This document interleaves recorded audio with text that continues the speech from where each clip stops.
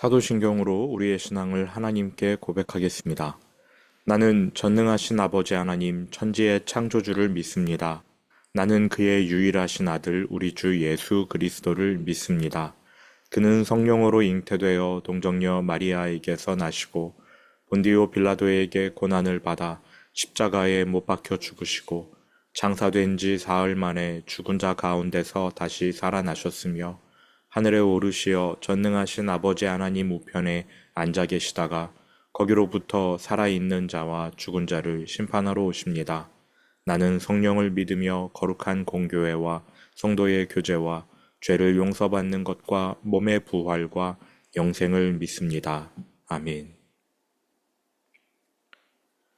오직 여호와를 앙망하는 자는 새 힘을 얻으리니 독수리가 날개치며 올라감 같을 것이요 다른 박질하여도 곤비하지 아니하겠고 걸어가도 피곤하지 아니하리로다. 아멘.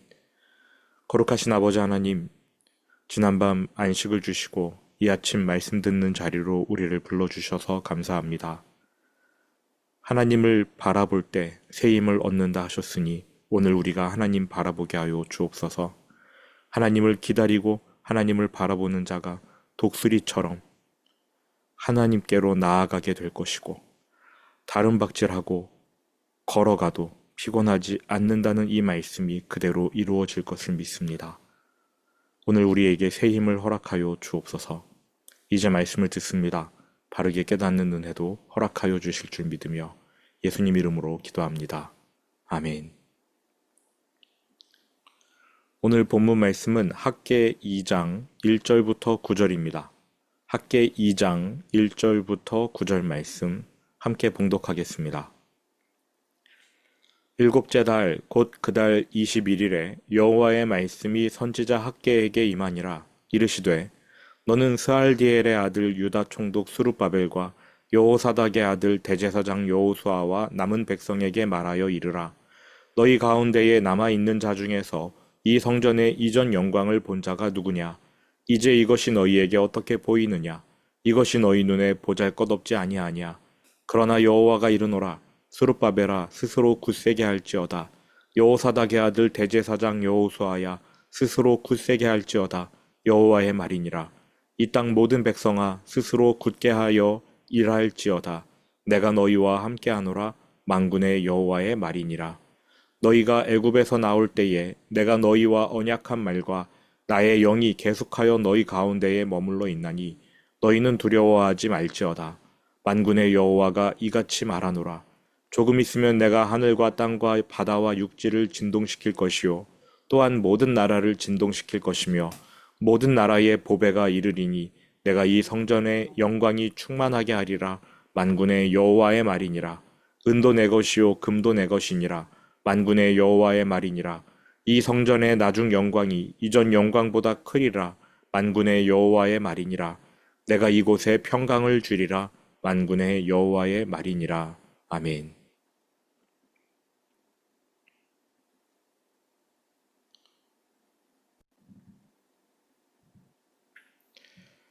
오늘은 8월의 첫날입니다. 매 달의 시작은 우리에게 기대감을 줍니다. 이번 달에 하나님께서 우리에게 어떤 은혜를 주실까? 저는 기대하는 마음으로 오늘 8월 1일에 들어왔습니다. 여러분도 하나님 은혜를 기대하면서 8월 이 한 달을 여시기를 부탁드립니다. 학개 2장 1절 1절의 처음 네 글자가 눈에 확 들어옵니다. 일곱째 달, 일곱째 달. 지난달 24일, 그러니까 6월 24일이죠. 학개 1장 마지막 절에서 성전 공사가 재개된 날이 6월 24일이라고 했습니다. 16년 동안 성전 공사가 멈춰 있었는데 6월 24일에 16년 뒤 6월 24일에 성전 공사가 다시 시작되었습니다. 그렇게 일주일간 공사하고 7월이 된 것입니다. 7월. 예사롭지 않죠? 에스라 3장 내용을 기억하십니까? 바벨론에서 예루살렘으로 돌아온 그 백성이 7월이 되도록 아무것도 안 했습니다. 7월이 되기를 기다린 것이죠.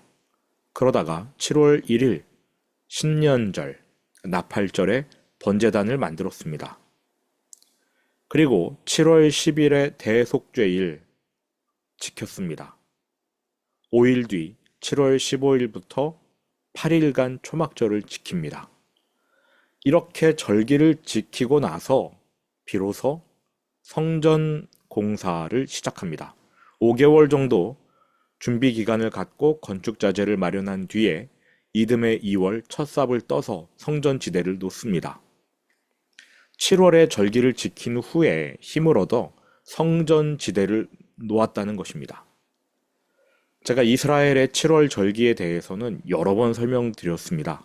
기억 안 나실 수도 있겠고, 내가 먹고 사는 일이 바쁜데 우리나라 명절도 아니고 이스라엘 7월 절기들이 나랑 무슨 상관이야? 생각하실 수도 있겠지만 성경에 자꾸 7월이 등장합니다. 학계 2장을 펴자마자 일곱째 달, 이 네 글자가 나오지 않습니까? 7월은 영적으로 볼 때 한 해의 시작입니다. 그래서 7월 1일을 나팔 길게 불어 기념하는 나팔절, 신년절로 지킵니다. 영적인 시작을 알려요. 그래서 신년절입니다. 7월이지만 신년이에요. 7월이 영적으로 볼 때 신년인 까닭은 7월 10일에 속죄일이 있기 때문입니다. 그날 미처 해결하지 못한 한 해의 모든 죄를 씻음 받습니다. 하나님과의 친밀한 교제가 다시 시작됩니다. 이러한 속죄일이 있기 때문에 7월을 영적인 시작으로 보는 것이지요. 그렇게 7월 10일 속죄일에 자신의 모든 죄를 다 씻음 받은 사람들은 5일을 더 지나 7월 15일에 한 해의 모든 추수를 마치고 감사하는 마음으로 또 이 모든 곡식과 과일이 하나님의 선물임을 인정하면서 초막절을 지킵니다. 하나님만 의지한다는 뜻을 표명하는 게 초막절이에요. 이게 7월의 절기들입니다. 16년 전 7월에 이스라엘 백성은 나팔절, 속죄일, 초막절을 차례차례 다 지킨 후에 공사를 시작해서 성전 지대를 놓았습니다. 하지만 사마리아 사람들의 방해가 있었고 이를 너무 두려워한 나머지 16년 동안 손을 놓아버립니다. 그러다가 지난달 성전 지대를 놓았을 때부터 16년이 지나서 6월 1일에 하나님이 학개 선지자를 불러 말씀을 전하게 하십니다. 학개 1장 1절 다리오 왕 제2년 여섯째 달 곧 그 달 초하루에 6월 1일 하나님이 학개를 불러다가 말씀하십니다. 나의 집 성전은 폐허인데 어찌 너희가 멀쩡하게 집 짓고 사느냐. 내가 너희와 함께 살고 싶은데 너희는 여전히 죄 씻음을 받지 못한 채 더럽혀진 상태 그대로 살아가고 있다. 내가 너희와 함께하지 못한다. 그러니 어서 성전을 지어라. 내가 너희를 씻고 너희와 동행하겠다. 만일 너희가 죄를 씻지 못하면 나는 너희와 함께하지 못할 것이고 내가 너희와 함께하지 못하면 너희의 경제 생활은 완전히 무너지게 될 것이다. 먹어도 배고프고 마셔도 목마르고 월급 받는 족족 다 사라질 것이다. 이것이 지난달 6월 1일 학개에게 임한 하나님의 말씀입니다. 학개는 이 말씀을 받아서 3주 동안 백성을 다그치기도 했고 격려하기도 했습니다. 그래서 6월 24일 3주 좀 더 지나서 그 백성이 힘을 내어 성전 공사를 다시 시작합니다. 그때는 다리오 왕 제2년 여섯째 달 24일이었더라. 이렇게 학개 1장이 끝나요. 6월 24일에 성전 공사가 다시 시작되었다. 그리고 성전 공사를 진행한 지 딱 일주일이 지났습니다. 7월이 되었습니다. 학개 2장이 이제 열리는 거예요. 성전 공사의 중요성은 하나님과 동행하는 것이지 건물 짓는 자체가 아니거든요. 그 중요한 게 아니에요. 그래서 이스라엘 백성은 분명 학개 선지자의 인도를 따라 7월 1일 신년절을 지켰을 것입니다. 그리고 7월 10일 속죄일도 지켰을 겁니다. 아직 성전은 완성되지 않았지만 16년 전 놓아둔 번제단, 먼지가 수북한 그 번제단을 다시 정비하여서 속죄일을 지켰을 겁니다. 오래전 엘리야 선지자가 무너진 제단을 수축했던 것처럼 16년 동안 다 무너져가는 번제단을 다시 정비했을 겁니다. 그리고 7월 15일에 이들은 초막절을 지켰을 거예요. 초막절은 7월 15일부터 7월 21일까지 7일 동안 지켜요. 그런데 하나님께서는 그 다음 날도 초막절로 포함시켜 버립니다. 그 다음 날은 온 백성이 모여 거룩한 집회를 엽니다. 그러니까 7월 22일까지 총 8일간 초막절을 지켜야 해요. 그렇게 신년절, 속죄일, 초막절을 다 지키고 나면 본격적으로 한 해를 시작할 수가 있는 것입니다. 다시 2장 1절을 보시기 바랍니다. 일곱째 달 곧 그 달 21일에 7월 21일 무슨 날입니까? 제가 아까 설명드렸죠. 7월 15일부터 21일까지가 초막절인데 그래서 이날은 7일간의 초막절 마지막 날인 겁니다. 하지만 하나님이 하루를 더 지키라고 하셨지요. 그 다음 날 7월 22일은 뭐 하느냐? 온 백성이 모여 집회를 엽니다. 그러니까 7월 21일은 초막절 절기가 끝나는 날이자 큰 성회를 준비하는 날인 것입니다. 큰 성회로 모이기 바로 전날. 그날 하나님이 선지자 학개에겐 또 나타나신 거예요. 이 사실이 중요합니다. 일곱째 달 곧 그 달 21일에 여호와의 말씀이 선지자 학개에게 임하니라. 큰 성회로 모이기 전날 학개에게 말씀을 주신 겁니다. 학개야, 내일 너희가 큰 성회로 모일 텐데 너가 해야 할 말을 내가 알려주겠다. 즉, 학개가 설교할 수 있도록 하나님이 그 전날에 설교문을 주신 겁니다. 여러분, 만일 이러한 7월의 절기들을 제대로 모르는 상태에서 학개 2장 1절을 읽으면 별 의미 없는 구절로 생각하고 대충 읽어 넘기셨을 겁니다. 초막절, 그 의미가 무엇입니까? 하나님만 의지하라. 너희들이 애굽에서 나올 때에 먹을 거, 마실 거, 입을 거 하나님이 다 책임져 주셨다. 하나님만 의지하라. 그걸 기억하는 게 초막절 절기예요. 하나님은 이 절기를 허비하지 않으십니다. 그래서 일부러 7월 21일에 학개를 만나 주신 거예요. 그 다음 날 온 백성이 모여서 예배 드릴 거니까 그때 학개가 전할 설교를 바로 그 초막절 전날에 알려주신 것이지요. 또 다른 이유가 있습니다. 영적으로 새롭게 시작하는 7월 절기 아닙니까? 그 백성의 마음에 다시 시작하도록 불을 지피시는데 무엇으로 불을 지피시느냐? 말씀으로 불을 지피신다는 겁니다. 또 한 가지, 하나님께서 7월 21일에 학개에게 나타나셨다는 것은 7월 1일에 신년절 예배를 받으셨고 7월 10일 속죄일의 제사를 통해 그 백성을 다 용서하셨다는 뜻이고 초막절 절기까지 기뻐 받으셨다는 증거입니다. 그래서 초막절 마지막 날 나타나신 겁니다. 하나님이 이날 나타나신 이유가 있어요. 그러니까 2장 1절은 그냥 대충 읽어버리면서 넘길 구절이 아닌 거예요. 하나님이 7월 21일에 나타나셨네. 그리고 끝날 게 아니라는 겁니다. 큰 성회를 하루 앞두고 하나님께서 그 백성의 예배와 기도 다 받으시고 그들을 다 씻으시고 이제 그들에게 응답하시는 겁니다. 말씀으로 그들의 마음에 불을 지피려고 하시는 겁니다. 2절, 하나님이 초막절 마지막 날 학개에게 전하신 말씀, 즉 학개가 그 다음 날 백성에게 전해야 할 설교 잘 들어둬야 되지 않겠습니까? 2절입니다. 너는 스알디엘의 아들 유다 총독 스룹바벨과 여호사닥의 아들 대제사장 여호수아와 남은 백성에게 말하여 이르라. 너희 가운데에 남아있는 자 중에서 이 성전의 이전 영광을 본 자가 누구냐? 이제 이것이 너희에게 어떻게 보이느냐? 이것이 너희 눈에 보잘것없지 아니하냐? 이전 성전, 솔로몬 성전을 말하지요. 솔로몬 성전의 영광은 실로 대단했습니다. 해가 뜨면 햇빛이 성전 벽에 부딪혀서 금빛을 번쩍번쩍 비추었던 성전이지요.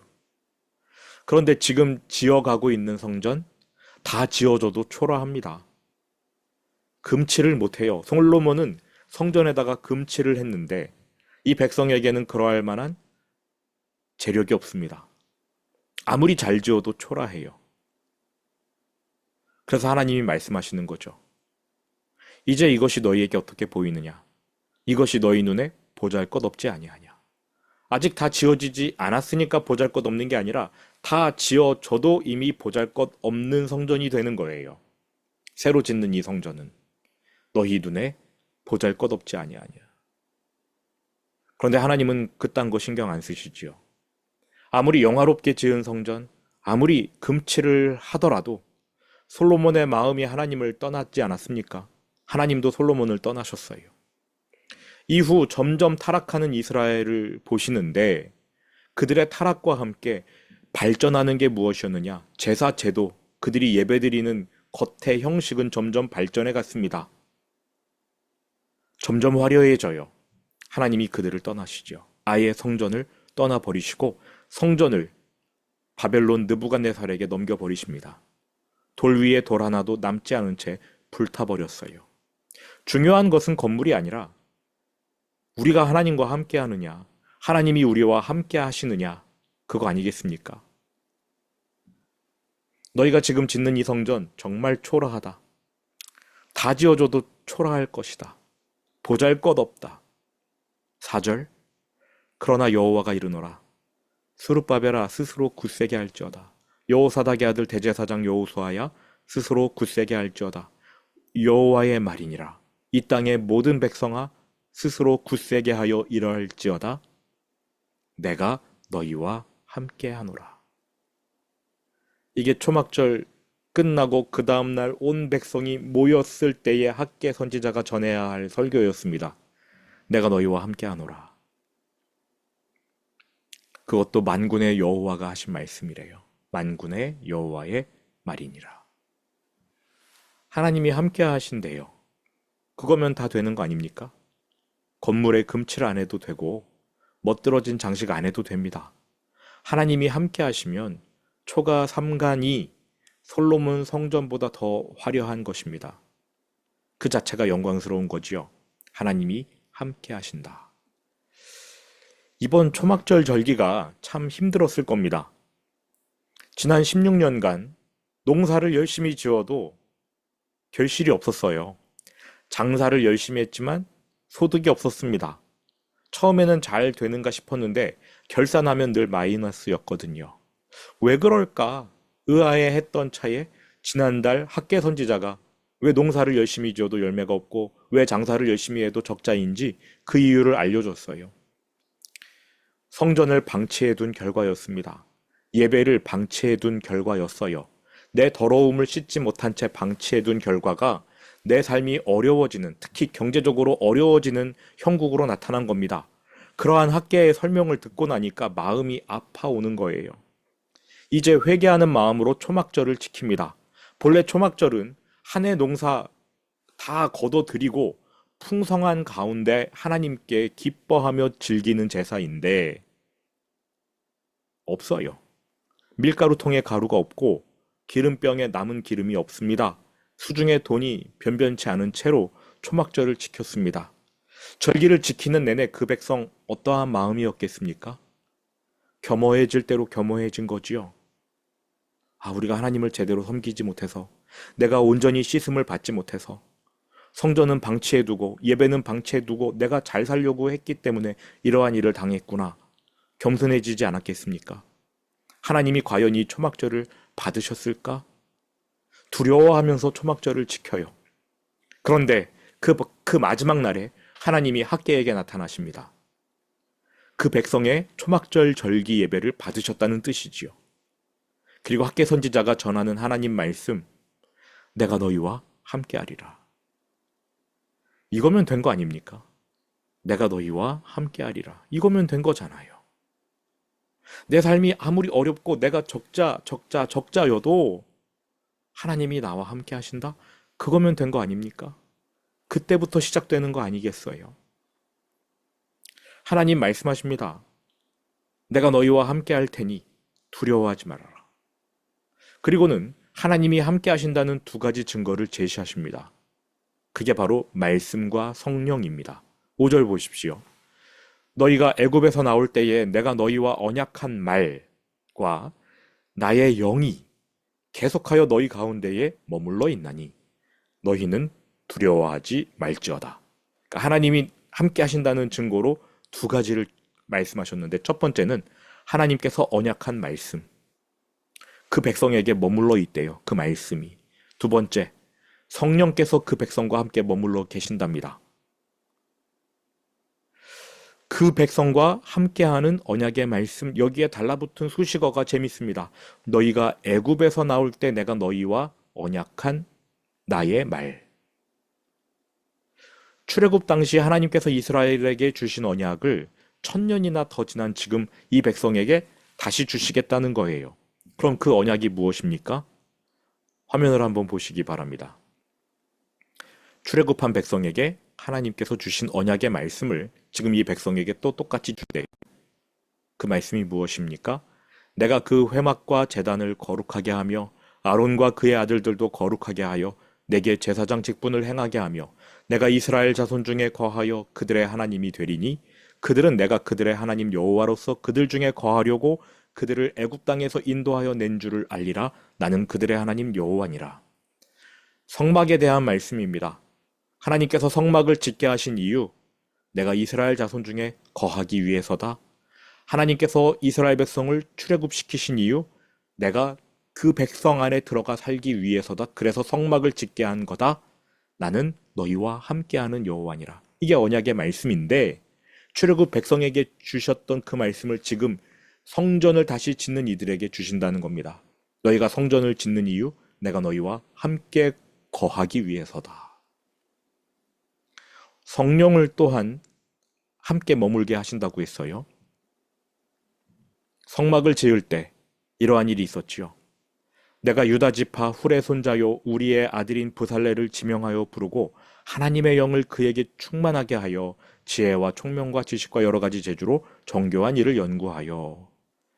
성막에 있는 그 모든 기구들을 만든 사람, 총괄한 사람이 브살렐이라는 사람인데, 그 사람이 자기의 지혜, 자기의 솜씨, 자기의 달란트로 한 게 아니라 성령으로 했습니다. 성령이 충만하게 임한 상태에서 성막을 지었어요. 지금 하나님께서 성전을 공사하는 이 사람들에게 또 성령을 부어주겠다고 하십니다. 솔로몬이 지었던 성전은요, 성령 충만했던 사람이 감독한 게 아니었어요. 놋을 잘 다룰 줄 아는, 그냥 재능이 출중한 사람이 성전 공사를 감독했습니다.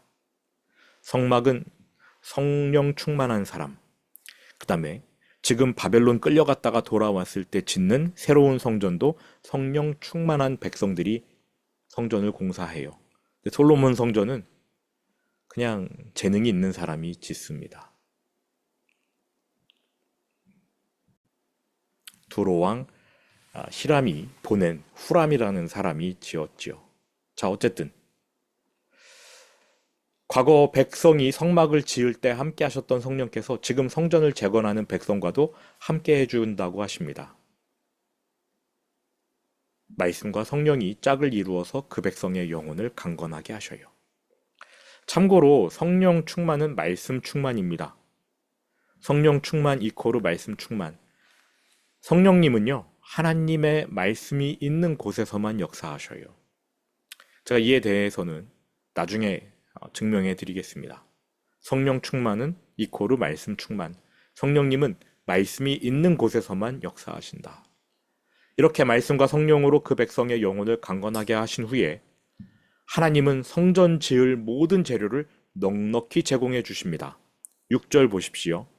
만군의 여호와가 이같이 말하노라. 조금 있으면 내가 하늘과 땅과 바다와 육지를 진동시킬 것이요 또한 모든 나라를 진동시킬 것이며 모든 나라의 보배가 이르리니 내가 이 성전의 영광이 충만하게 하리라. 만군의 여호와의 말이니라. 온 세상을 흔들어서 돈을 탈탈 털어서 열국의 재물이 성전 짓는 일에 사용되도록 하시겠대요. 여러분, 제가 화요일 설교 중에 다리오 왕이 조서 내렸던 거 기억하십니까? 다리오 왕의 조서 내용이 세 가지인데, 성전 공사 방해하면 안 된다.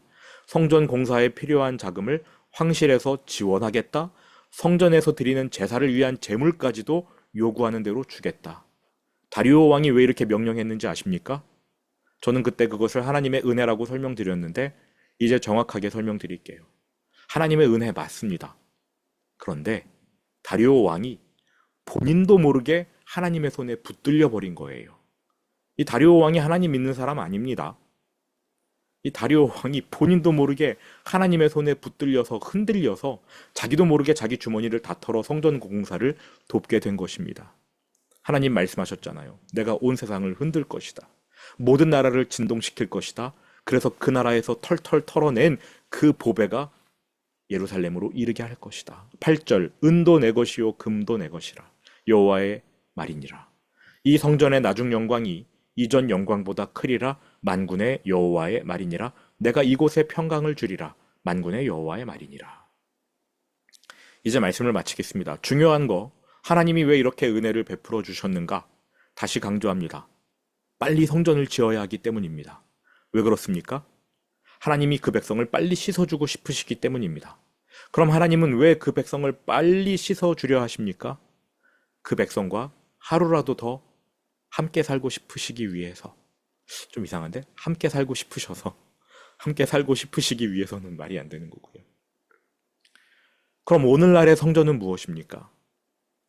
우리의 삶이 성전입니다. 그러므로 우리가 삶 속에서 하나님과 동행하려 한다면, 내 삶의 모든 영역에서 하나님과 동행하고자 한다면 하나님이 우리의 삶, 경제적인 부분도 책임져 주시지 않겠습니까? 성전을 짓는 일에 하나님께서 온갖 재물을 다 쏟아 부으셨어요. 오늘날의 성전은 우리의 삶입니다. 우리의 삶의 모든 영역, 경제, 교육, 가정, 이 모든 영역에서 하나님과 동행하는 것이 성전의 기능인데, 그렇게 하기 위해서 내 삶을 하나님께 내어드린다면 하나님께서 쏟아 부으시지 않겠습니까? 저는 성경을 공부하다가 이 사실을 발견했어요. 그래서 이 결론에 도달했습니다. 여러분, 주일에 20분 설교 듣는다고 그게 믿음으로 이어지지 않습니다. 그 20분 설교 중에 성경과 무관한 말도 많을 거예요. 여러분이 직접 성경을 공부하십시오. 그리고 그 공부한 내용 위에 성령께서 확신을 주시면 그때 믿음이 생길 겁니다. 저는 이 믿음이 있습니다. 예배 중심으로 살아가는 사람들의 삶을 하나님이 책임져 주신다. 온 세상을 흔들어서라도 책임져 주신다. 주기도문으로 예배를 마치겠습니다.